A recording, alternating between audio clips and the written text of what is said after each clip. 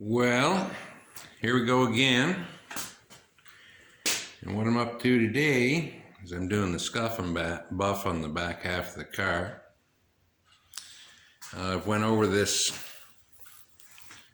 and I'm only using a 2000 grit because I've got very little orange peel to worry about removing, and I want to reduce my amount of scratching to save me some effort, obviously.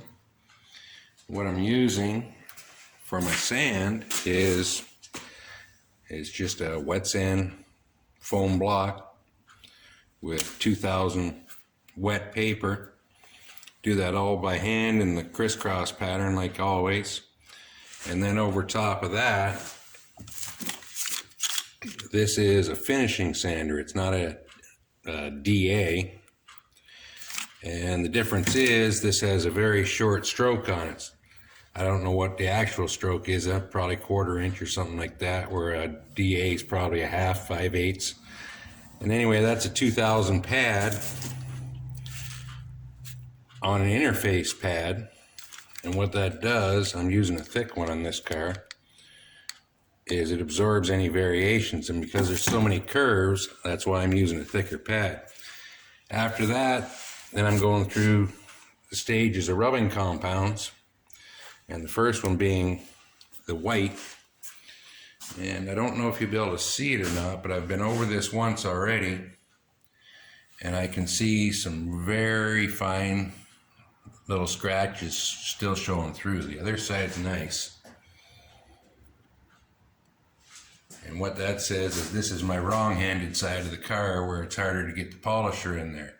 So I'll give that a run over again, clean it all up one more time, go through the second round of polish, and on it goes. And I'll show you more on polishing when I get around to doing the doors. We've got the polishing all done on the back of the car. Came out nice, I'm happy with it. So what I'm starting to do is get the taillights back together.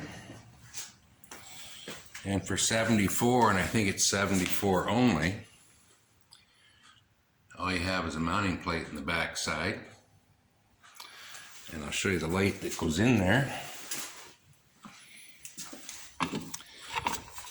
This just happens to be one of the backup lights. And what it does, those two nuts in the back, what you do is you take the nuts off, obviously, stick this in, and then from the back side, put the nuts on. So in order to change a bulb, you have to go under the car and reach your arm back up in there and hopefully pull the socket out. Now once I get this all back together, I'll show you the problem with that. But whoever designed this in 74, the engineer, like I've said on other things, they didn't blow the budget. This guy should have just been taken outside and beaten. So what I'm doing is converting it over to what I think is a 75 through 79, which uses these backing plates. And I'll show you the difference on those.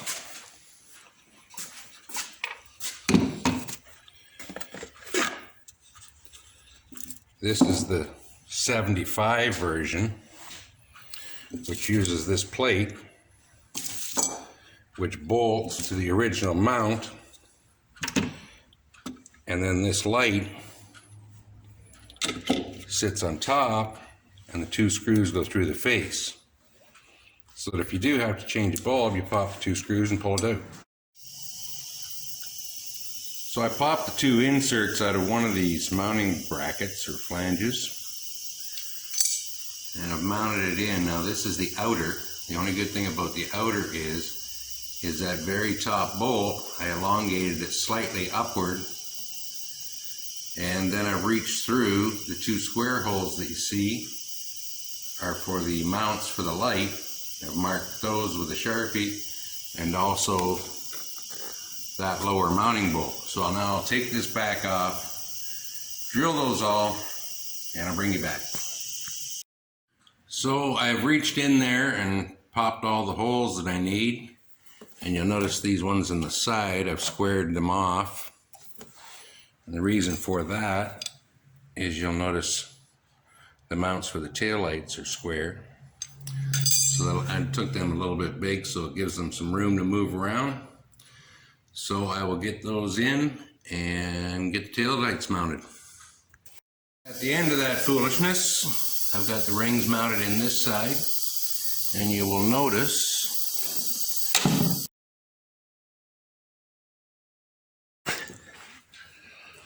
so while I'm still crawling around on the floor, if you look way up in there, past where my fingers are, that's where those taillights are.